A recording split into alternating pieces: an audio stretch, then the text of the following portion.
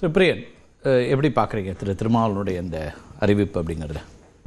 இந்த எபிசோடை வந்து அவர் தவிர்த்திருக்கலாம், டோட்டல் எபிசோடையே தவிர்த்திருக்கலாம். ஏன்னா ஒரு மெச்சூர்டு லீடர் அவர். இந்த மாதிரி விஷயங்கள் எப்படிப்பட்ட ஒரு சூழலை கொண்டு போகணும்னு அவருக்கு நல்லாவே தெரியும். அவருக்கு சட்டமன்றத்துக்கு போகணுன்னு அவருக்கு ஒரு ஆசை இருக்குன்றதை நமக்கு புரிஞ்சுக்கிறோம். சரி, அப்படி ஒரு ஆசை இருக்கிறவர் வந்து 24 பார்லிமெண்ட்டில் போட்டி போட்டிருக்க வேண்டிய அவசியமே இல்லை. 26 வரையும் வெளியில் களமாடி இருக்கலாமே, எதுக்காக 24 பார்லிமெண்ட்டில் போட்டி போட்டிருக்கணும்? அதனால் அந்த வாய்ப்பை ஒரு இன்னொரு தோழர் கொடுத்துருக்கலாம் அவங்க கட்சியில். இவரும் ரவிக்குமாருமே மறுபடியும் 24 போட்டி போடுறாங்க. இவங்க 2 பேருமே வேறு 2 பேருக்கு வாய்ப்பு கொடுத்துருக்கலாம்ல. இப்போ சொல்கிறாரில்ல, புதியவர்களுக்கெல்லாம் வாய்ப்பு கொடுக்குறோன்ட்டு. அந்த மாதிரி 24 பார்லிமெண்ட்டில் வேறு 2 பேருக்கு வாய்ப்பு கொடுத்து. கட்சி தலைவர்ங்கிறது வேற இல்லையா சார்? கட்சியினுடைய லீடர்ஷிப்பை வந்து அப்படி நீங்கள் மற்ற கட்சிகள் அப்படி நம்ம கேட்குறோமா? இல்லைங்க, அவர் தான் சொல்கிறாருல்ல, புதியவர்களுக்கு வாய்ப்பு கொடுக்கணும் சார். திமுக, அதிமுக, காங்கிரஸ், பாஜக எல்லாவற்றிலும் புதியவர்களுக்கான வாய்ப்பு இருக்கும். ஆனால் கட்சியை வழிநடத்தக்கூடிய ஒருத்தர் ஒதுங்கிட்டு புதியவருக்கு கொடுக்க முடியுமா? ஏன் தலைமை ஒதுங்கிட்டு புதியவர்களுக்கு கொடுத்துருக்கல தப்பு இருக்கு? தலைமையுடைய பெருந்தன்மையை காமிக்க ஏற்கனவே ஒரு பார்லிமெண்ட் உறுப்பினராக இருந்துட்டார்ல. அவர் 19 5 வருஷம் இருந்துட்டார்ல.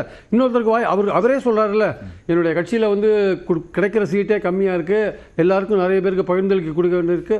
2006 தேர்தலில் அவருக்கு ஜெயலலிதா கொடுத்தது 9 இடம் 2006 தேர்தலில். ஆமாம், அந்த சமயத்தில் அவர் எங்கிட்ட சொன்னது என்னென்னா, நான் போட்டியே போட போகிறதில்ல சார், பிரச்சாரத்துக்கு போகிறேன் சார்னாரு. ஏன் சார்னு கேட்டேன். 500 பேர் கேட்குறது அந்த டிக்கெட்டு, யாருக்கு நான் கொடுக்குறது அப்படின்னு சொல்லிட்டு அவர் பிரச்சாரத்துக்கு கிளம்பிட்டார். அப்புறம் ஜெயலலிதா கூப்பிட்டு சமாதானப்படுத்தினாங்க. இப்போ அதே தான் நிலைமை. ஒவ்வொரு தொகுதிக்கும் 10லேருந்து 12 பேர் ரொம்ப முக்கியமாக எடுத்தா கூட போட்டிக்கு இருக்கிறாங்க. அனைவருமே எனக்கு நெருக்கமாக பயணிக்கக்கூடியவங்க, தொடர்ச்சியாக பயணிக்கக்கூடியவங்க. நான் சொல்கிறேன், அந்த கட்சியில் பாராளுமன்ற உறுப்பினராகிறதுக்கு தகுதி உள்ளவர்கள் நிறைய பேர் இருக்காங்க, நிறைய பேர் இருக்காங்க. அதனால தான் 5 வருஷம் இருந்துட்டோம் பதவியில், இன்னும் 2 ரவிக்குமார் நம்மளும் இருந்துட்டோம், நம்ம சட்டசபைக்கு போகலாம், 2 புதியவர்கள் அனுப்பலாம் பார்லிமெண்ட்டுக்குன்னு பண்ணியிருக்கலாமே.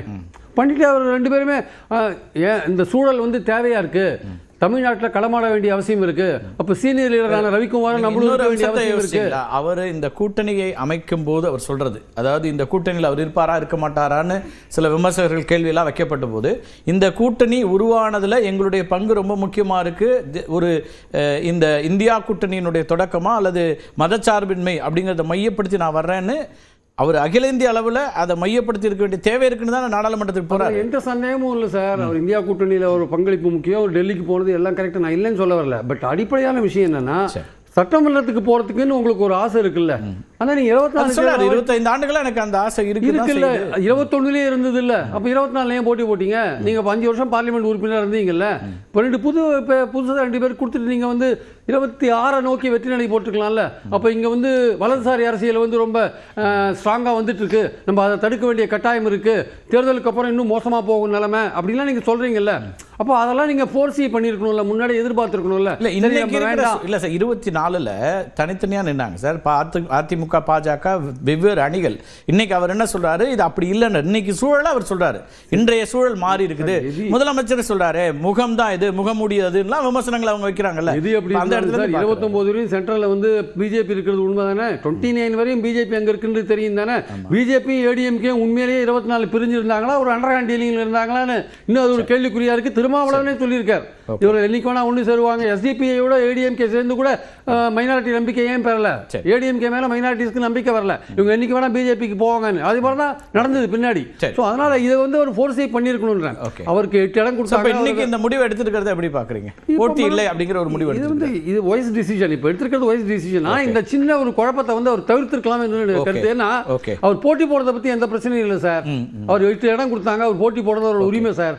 ஆனா அவர் பேச்சு இருக்குல்ல, ஏதோ தேர்தலுக்கு அப்புறம் ஒரு பெரிய ஒரு பிரச்சனை வந்துடும், இங்க வந்து வலதுசாரி அரசியல் பெருசா வந்துடும் அப்படிலாம் பேசினார்ல. என்ன பெரிய பிரச்சனை வந்துடும் எதிர்பார்த்தார்? திமுக கூட்டணிக்காக தான் இவங்க களமாடிட்டு இருக்காங்க. ஒன்னு திமுக ஆட்சிக்கு வரும், திமுக ஆட்சிக்கு வந்து ஆன்டி பிஜேபி அங்க இருக்க போது, அதுல என்ன மாறுதல் ஒன்று எதிர்பார்த்தார்.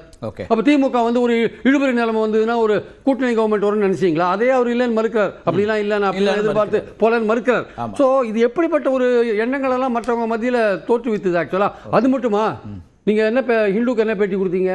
தேர்தலுக்கு அப்புறம் BJP may try to break டிஎம்கேன்னு கொடுத்தீங்க. அப்புறம் மறுநாள் சொல்றீங்க BJP may try to break alliance party. ஆனா உங்க வீடியோ அவங்க ஹிந்துலே அதை கிளாரிஃபை பண்ணாங்க. அந்த ரிப்போர்ட்டர் கிளாரிஃபை வீடியோ பேட்டி பாத்தீங்களா? வீடியோ பேட்டியில பாத்தீங்களா? பிஜேபி மே ட்ரை டு அது இது டிஎம்கேவே சேஃபாக இருக்க முடியாது அப்படின்னு வீடியோ பட்டியலில் சொல்கிறார். சரி, இதெல்லாம் தான் நீங்கள் வந்து ஏதோ ஒரு வருத்தத்தில் இருக்கீங்க. உங்களுக்கு சீட்டு கொடுத்ததுலையோ தொகுதிகள் அலாட் பண்ணதுலையோ உங்களுக்கு ஏதோ ஒரு வருத்தம் இருக்கு. அந்த வருத்தத்தை நீங்கள் என்ன பண்ணுறீங்க, வேற வழியில் ஏதோ ஒரு வழியில் சொல்ல பார்க்குறீங்க. அது வந்து உங்களை மாதிரியான மெச்சூர்டு லீடர்கிட்ட we are watching him for the last 25 years. Okay. அதனால வந்து பார்க்கும்போது நமக்கு ஏன் இப்படிப்பட்ட ஒரு குழப்பங்கள் தவிர்க்கப்படலாம்.